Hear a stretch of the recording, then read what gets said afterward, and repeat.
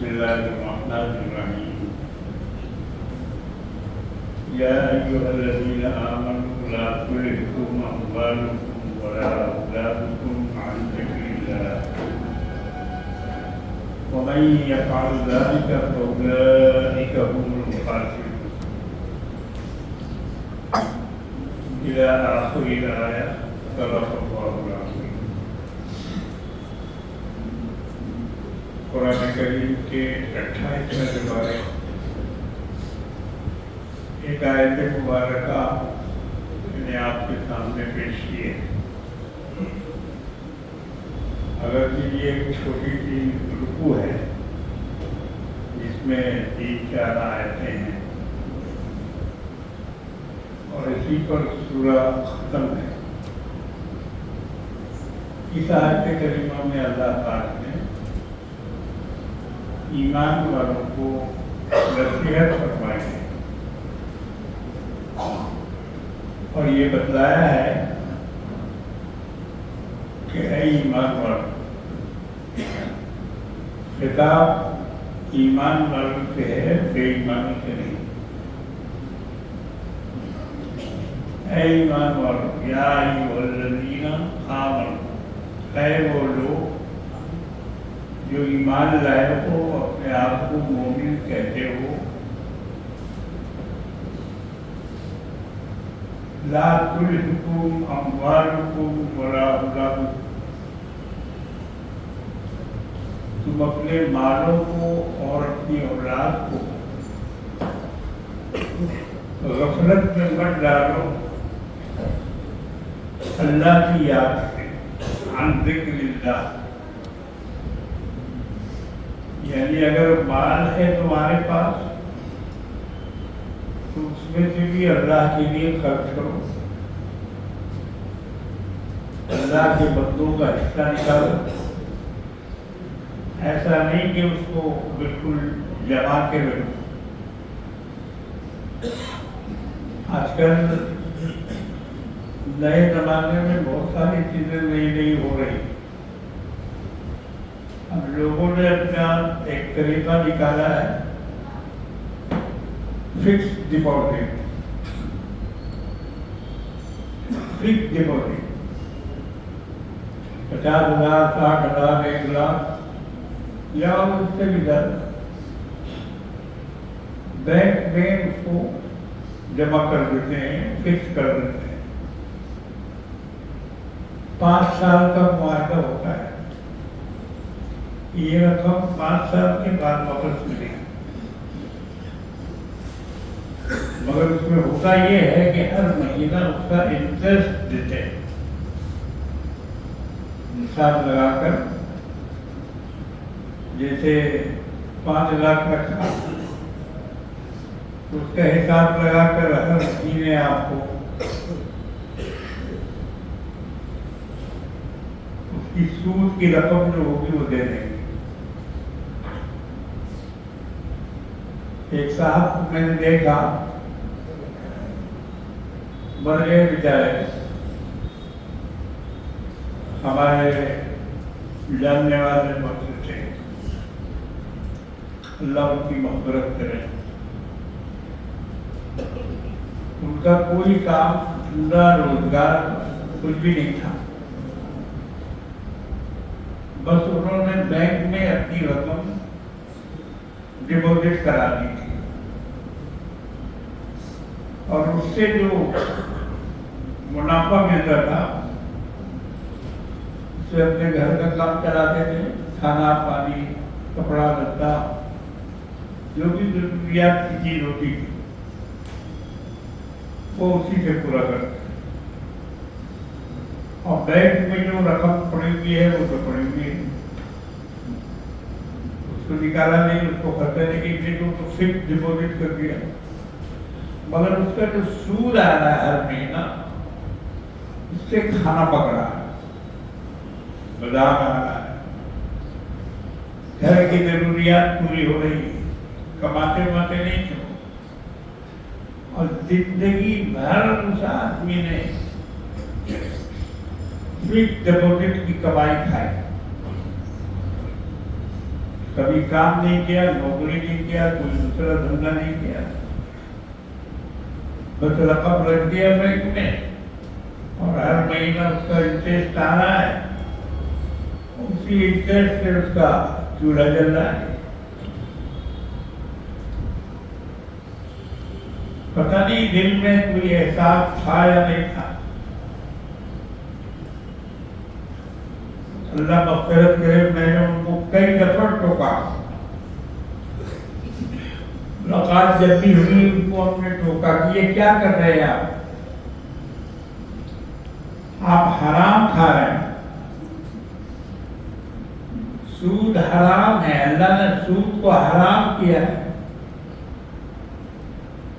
جس طرح خنزیر کا گوشت ہے اسی طرح یہ سود کی رقم ہے. جو گناہ اس میں ہوگا وہی گناہ اس میں بھی ہوگا. بہت سمجھانے کی ہم نے کوشش کی کہ آپ یہ کام بند کر لیجیے، فکس ڈپازٹ کا پیسہ مت کھائیں گے. مگر اللہ کے بندے نے مرتے دم تک بات نہیں مانی اور وہ فکس کی رقم کھاتا رہا. اب اوپر میں اس کا حساب کتاب ہو رہا ہوگا یا ہوگا. ہمیں بہت افسوس ہوا کہ اس آدمی نے سمجھ بوجھ کر اور جہنم کی خریداری کی. تو ویسے ہمارے سماج میں بہت بڑا طبقہ ہے سود کھانے والا. عورتیں ڈپازٹ کرا رہی ہیں اور ان کو بھی ہر مہینہ اس کی رقم مل رہی ہے اور وہ گھر میں خرچ کر رہی ہے. تو یہ انتہائی غلط بات ہے، اس سے مسلمانوں کو بچنا چاہیے. اللہ نے فرمایا کہ سود کھانے والوں سے ہماری لڑائی ہے. قرآن میں اللہ نے فرمایا کہ اس سے میرے جنگ کا اعلان کر دو. ہماری اس کی جنگ ہے جو سود کھاتا ہے. اس کی وجہ ہے سود کو حرام آج پوری دنیا میں صرف اسلام ہی ایک مذہب ایسا ہے جو سود کے مقابلے میں تنے تنہا کھڑا ہے. اسلام ہی ایک مذہب ہے. باقی سبوں نے سود پر پابندی ہٹا دی اور سب سود کھا رہے ہیں. وہ عیسائی ہو، یہودی ہو، کسی مذہب کا ہو، کتابی ہو، غیر کتابی ہو، حالانکہ حرام ان کے یہاں بھی ہے، مگر سبوں نے چھوٹ دے دی ہے اور اس کا نام کچھ رکھ دیا ہے. سود نہیں کہتے ہیں، اس کو انٹرسٹ کہتے ہیں.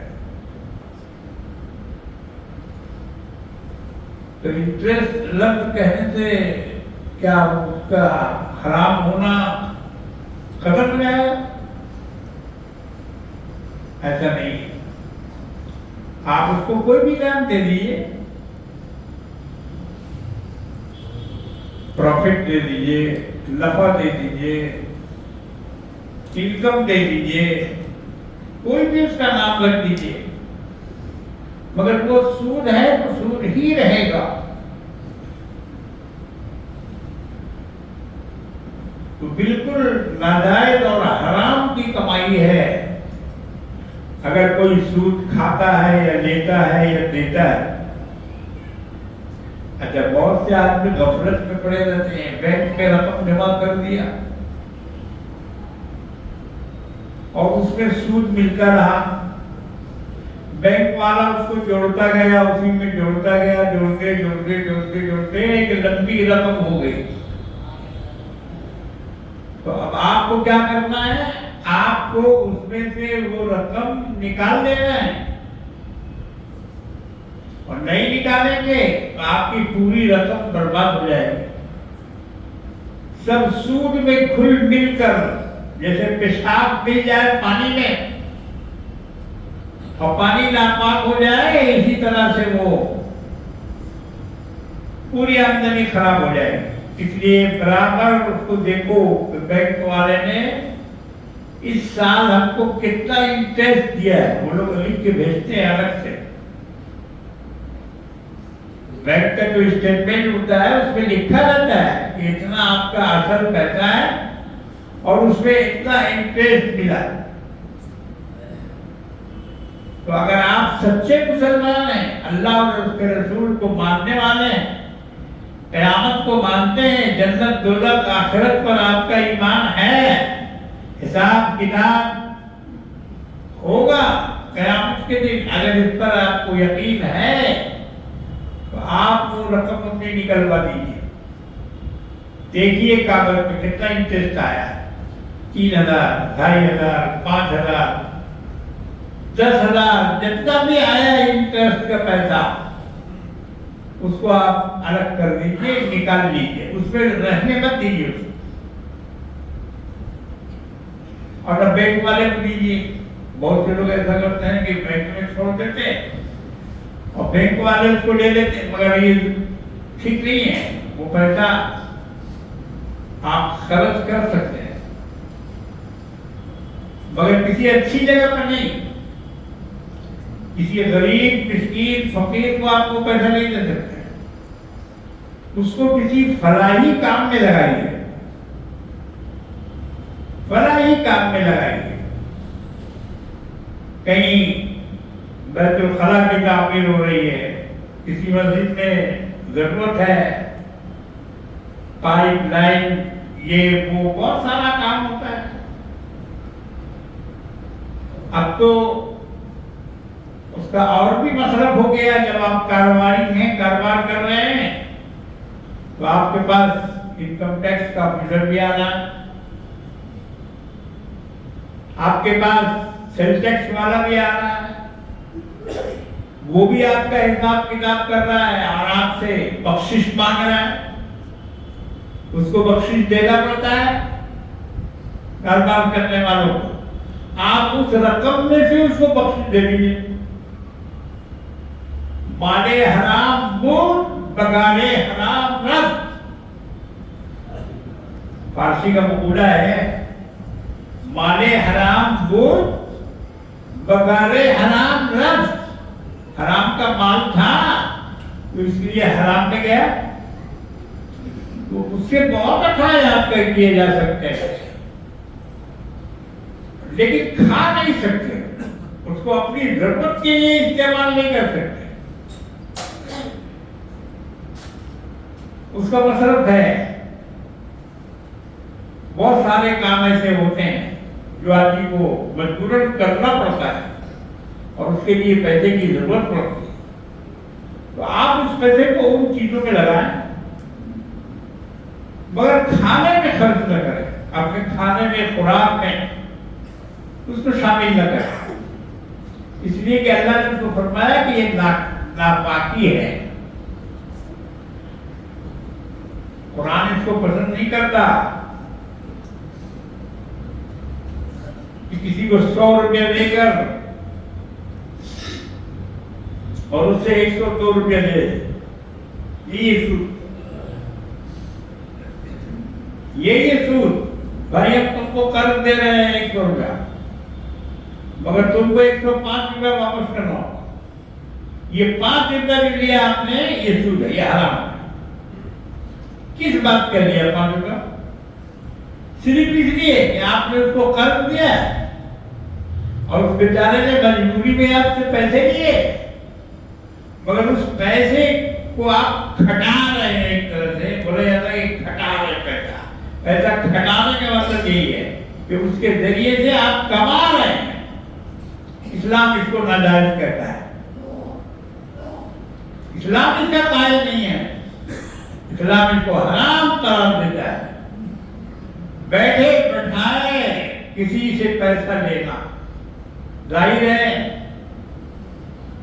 کہ آپ نے کوئی محنت اس 5 روپے میں کیا نہیں، خالی آپ کے پاس رکھا ہوا تھا، آپ نے اس کو دے دیا. کوئی محنت اس پر آپ کی نہیں ہے، کوئی کام آپ نے نہیں کیا اس پر، اس بیچارے کو دے دیا، اس نے 100 روپے دیا، اپنا کام کیا، تو اب آپ کو 100 روپے کے بجائے 105 روپے یہ طے کر لیتے ہیں. یہ حرام، یہ حرام کی کمائی ہے، یہ ناجائز کمائی ہے. اسلام اس کمائی کو جائز نہیں کہتا. ویسے تو دیہاتوں میں اور بھی بڑے بڑے حرام کام ہو رہے ہیں، اور اچھے اچھے داڑھی ٹوپی والے حاجی صاحب، نمازی صاحب جی اس طرح کے لوگ کر رہے ہیں. کیا؟ کھیت رہن رکھتے ہیں، رہن رکھتے ہیں. 5000 روپے دے دیا، یہ کھیت کا غلہ آپ کھائیے. 5000 روپے لے کر آپ اس کا غلہ کھا رہے ہیں، وہ بیچارہ وصول نہیں کر پا رہا ہے. غریب آدمی ہے، دے نہیں پا رہا. 1 سال ہوا، 2 سال ہوا، 3 سال ہوا، اور غلہ آپ کھا رہے ہیں. اس کا کیا بول کے کھا رہے ہیں؟ کہ رحم کی زمین ہے. تو یاد رکھو، جو غلہ کھا رہے ہو وہ حرام ہے. پیسہ دے کر زمین آپ نے رکھا اپنے پاس، مگر اس کی پیداوار آپ نہیں کھا سکتے. وہ بھی بیٹھے بٹھائی کی کمائی ہے. آپ کیا کر رہے ہیں؟ زمین تو اس کی ہے، دوسرے کی ہے. خالی اس لیے کہ آپ نے اس کو روپیہ دیا، اور اس روپیہ کا بدلہ آپ وصول کر رہے ہیں اس کی کھیتی سے، اور جو غلہ ہے وہ آپ کھا رہے ہیں. یہ حرام ہے. اسلام نے اس سے منع کیا ہے. جو لوگ بھی یہ کر رہے ہیں وہ باز آ جائیں. ان کو چاہیے کہ وہ چھوڑ دیں اس کو. کسی کی مدد کر دیجیے زمین ضمانت کے طور پر کہ بھئی ٹھیک ہے، ہم تم کو 5 لاکھ روپیہ دے رہے ہیں، تم زمین کو میرے نام لکھو، رہن لکھو. اس سے کیا ہوتا ہے؟ ایک اطمینان رہتا ہے. یہ آدمی کبھی نہ کبھی ہم کو پیسہ واپس کرے گا، یا ہماری رقم اس کی زمین سے نکل جائے گی. مگر اس کی پیداوار کو آپ نہیں کھا سکتے. آپ اپنی ضرورت میں اس کو شامل نہیں کر سکتے، اس کا استعمال نہیں کر سکتے. اس کی پیداوار اسی کو دے دیجیے. اگرچہ اس نے رہن رکھا ہے، اور اگر اس کو نہیں دے سکتے ہیں تو غریبوں کو دیجیے. جو محتاج مسکین ہیں، مجبور ہیں، ان کو دیجیے. لیکن آپ خود مت کھائیے، کیونکہ وہ سود ہے. تو اللہ نے سود کو حرام اور خرید فروخت کو جائز قرار دیا. انما البيع مثل الربا وأحل الله البيع وحرم الربا. اللہ نے بیع کو حلال کیا اور ربا کو حرام کیا. تو میرے بزرگوں اور دوستوں، اللہ پاک نے اس آیت میں وہی بتائے: لا تلهكم اموالكم ولا اولادكم عن ذکر اللہ. اے ایمان والو، اپنے مالوں کو، یہ مال اس پہ لگانا، یہ بھی ایک ہلاکت کی چیز ہے. آپ نے اللہ کا کوئی ذکر نہیں کیا، اللہ کو یاد نہیں کیا دیتے وقت کہ اللہ ہم سے حساب لے گا، اور یہ میری رقم نہیں ہے بلکہ فلاں کی ہے. تو اللہ فرماتے ہیں ایسا مت کرو. لا تلهكم اموالكم ولا اولادكم عن ذکر اللہ. اللہ کی یاد سے غفلت مت کرو. آگے فرمایا: ومن يفعل ذلك فاولئك هم الخاسرون. اور جو ایسا کرے گا تو وہ گھاٹے میں رہے گا، خسارہ اور نقصان میں رہے گا.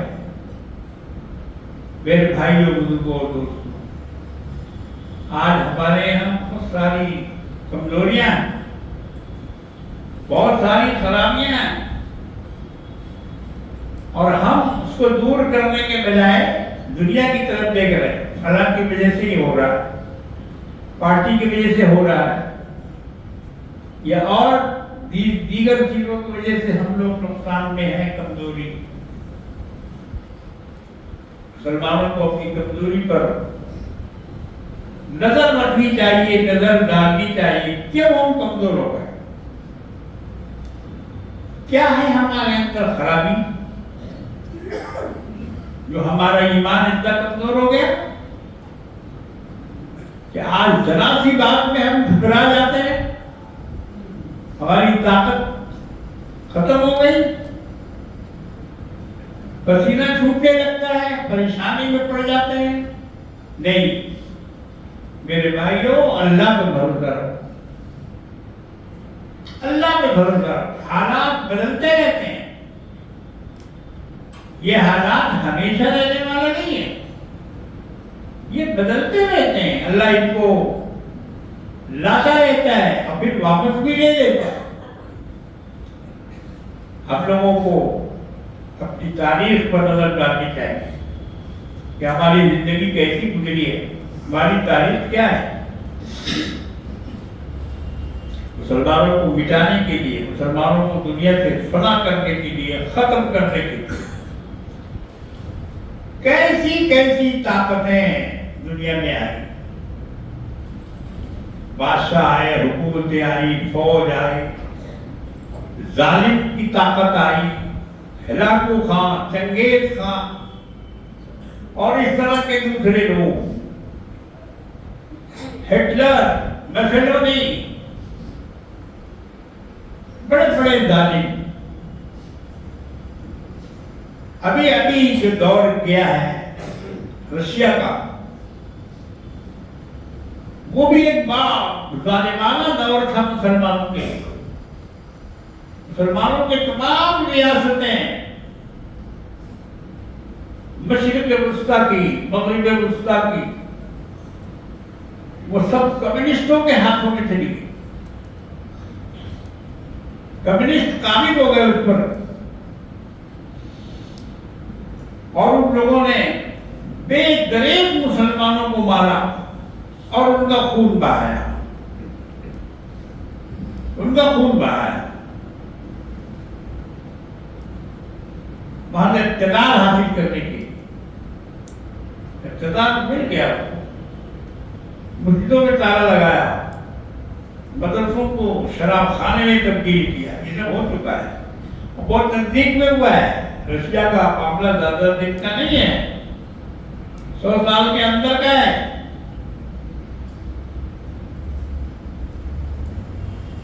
تو کیا ہوا؟ مسلمانوں کو لڑنا پڑا، جھکنا پڑا، مقابلہ کرنے کی قوت تو نہیں تھی، لیکن دعا کر رہے تھے اللہ، چھپ چھپ کے نمازیں پڑھ رہے تھے، مسجدوں میں تالا تھا مگر نمازیں چھپ چھپ کے پڑھ رہے تھے، علن اعلان نہیں پڑھ سکتے تھے، قرآن کریم کی تلاوت نہیں کر سکتے تھے۔ اگر کوئی آدمی قرآن پڑھتا ہوا دیکھ لیتا تھا فوجی، اسی جگہ اس کو گولی مار دی۔ یہ سب رشیا میں ہوا ہے، بڑے پیمانے پر مسلمانوں کو مظالم ڈھائے گئے، لیکن 70 برس کے بعد، صرف 70 برس، یہ مسئلہ صرف 70 سال چلا کمیونسٹوں کا، اور 70 برس کے بعد انقلاب آیا، اللہ نے اس کو پلٹا، اور پلٹا تو ایسا پلٹا کہ آج اس علاقے میں 14 اسلامی ریاستیں ہیں، 14، آذربائیجان، ترکمانستان، ازبکستان، تاشقند، سمرقند، بخارا، یہ سب ریاستیں اسلامی ریاستیں، اسلام کا پھر سے بول بالا ہو گیا، اور جو آگ لگائی گئی تھی اسلام کے پودوں میں، اس آگ کے اندر جو راکھ تھی، راکھ میں چنگاری جمی ہوئی تھی اسلام کی، چنگاری جمی ہوئی تھی، اور اس میں سے پھر اسلام بلند ہوا۔ یہ ابھی تازہ حالیہ ہم لوگوں کی آنکھوں کا دیکھا ہوا واقعہ ہے، اس سے پہلے تو اور بہت بھی ہو چکا۔ ہلاکو خان بغداد میں آیا، ایسا لگا دنیا کو کہ اب اسلام دوبارہ اٹھ نہیں سکے گا، ایسی تباہی ہوئی۔ لوگوں کو یہ یقین ہونے لگا کہ اب دوبارہ اسلام زندہ نہیں ہوگا، یہ آخری مرحلہ ہے۔ تو ہلاکو خان نے بھی اسی طرح سے ظلم کا پہاڑ توڑا، چن چن کے داڑھی والے ٹوپی والے مسلمانوں کو مارا گیا، ان کا خون بہایا گیا، ندیاں مسلمانوں کے خون سے لال ہو گئی، مگر اللہ نے پھر انہی کی اولادوں میں سے ایسے لوگ پیدا کیے کہ جنہوں نے نقشہ بدل دیا، کایا پلٹ ہو گئی۔ ہلاکو مارا گیا اور اس کی فوج دم دبا کے بغداد سے بھاگی، اس کو بھاگنے پر مجبور کیا گیا، اور پھر سے مسلمانوں کو غلبہ ہو گیا۔ آج الحمدللہ بغداد میں اسلامی حکومت ہے، اسلامی حکومت ہے۔ تو ایسا نہیں ہے کہ اللہ تعالیٰ مسلمانوں کا ساتھ نہیں دیتا یا مسلمانوں کی مدد نہیں کرتا، ہمیں خود اپنی حالت پر غور کرنا چاہیے۔ ان اللہ لا یغیر ما بقوم حتی یغیروا ما بانفسہم، اللہ اس قوم کی حالت کبھی نہیں بدلتا جب تک کہ خود اس کو اپنے بدلنے کا خیال نہ ہو۔ تو ہمارے اندر جو خرابیاں ہیں، کمزوریاں ہیں، ہم اس کو دور کریں، ہم دیکھیں کہ ہم کیا کر رہے ہیں، کیا نہیں کر رہے ہیں، اللہ کے حقوق ہم سے ادا ہو رہے ہیں یا نہیں۔ اللہ کا نام تو لے رہے ہیں، ہم جمعہ کی نماز مسجد میں پڑھنے آ رہے ہیں ہم، لیکن ہمارے اعمال، ہمارا حساب کتاب، ہمارا کھانا خرچہ، ہمارا روپیہ پیسہ، ہمارا بینک کھاتا اور بھی دوسری چیزیں، یہ اسلام کے مطابق، اللہ اور اس کے رسول کے مطابق ہے یا نہیں ہے، اس پر غور کرنے کی ضرورت ہے۔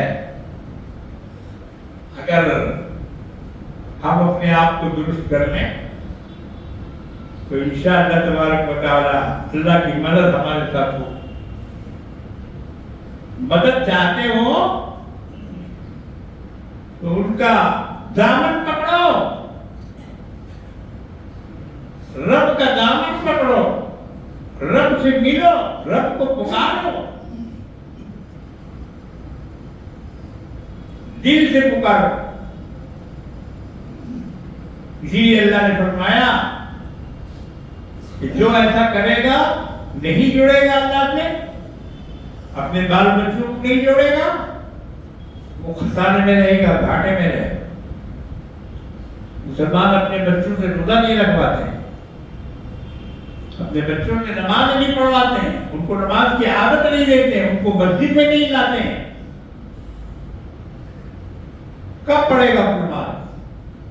جوان ہو گیا، 12 13 14 15 سال کی عمر ہو گئی، ٹھیک ہے، اسکول میں پڑھتا ہے، کالج میں پڑھتا ہے، تعلیم حاصل کر رہا ہے، اپنی جگہ پر ہے، مگر اس کو اسلام بھی سکھاؤ، اس کو اسلام کی تعلیم بھی دو، اس کو نماز کی تلقین بھی کرو، تاکہ وہ اپنے رب کو پکارتا رہے اور اپنے رب سے ملا ہوا رہے، کٹے نہیں، کٹے گا تو پھر رب کی کوئی مدد اس کے ساتھ نہیں ہو۔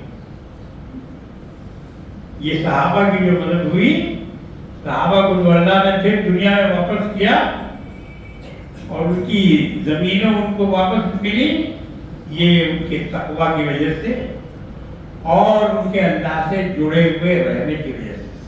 आज भी हम अगर अल्लाह से जुड़ जाए, हमारा ईमान, हमारा यकीन मजबूत हो जाएगी, जो होगा वो अल्लाह की तरफ से होगा, जो मिलेगा अल्लाह से मिलेगा, जो करेगा अल्लाह करेगा। अगर ये पुख्ता ईमान हम अपने दिल में पैदा कर ले तो दुनिया की कोई ताकत हमारा कुछ नहीं बिगाड़ सकती।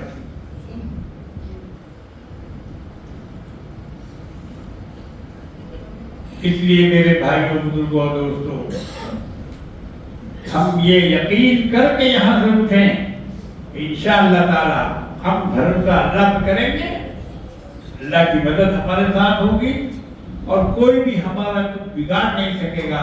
और कोई अगर आएगा सामने तो हम उसका मुकाबला भी करेंगे, मुकाबला भी करेंगे। ऐसे नहीं कि कोई ऐसे ही चला जाएगा हमको मार के या हम पर जुल्म करके। अरे हम हाथ पांव वाले हैं कि नहीं है? मेरा भी हाथ पांव है ना, उसको तो हम हिला सकते हैं ना अपने डिफेंस में, अपने बचाव में। तो इसलिए हमें बिल्कुल नर्वस नहीं होना है, बल्कि अपने आप को मजबूत रखना है। अल्लाह तबारक व तआला से हम ये दुआ करते हैं कि अल्लाह रब्बुल आलमीन हम सब की हिफाजत फरमाए और हम सब की मदद फरमाए। दुआ करूँ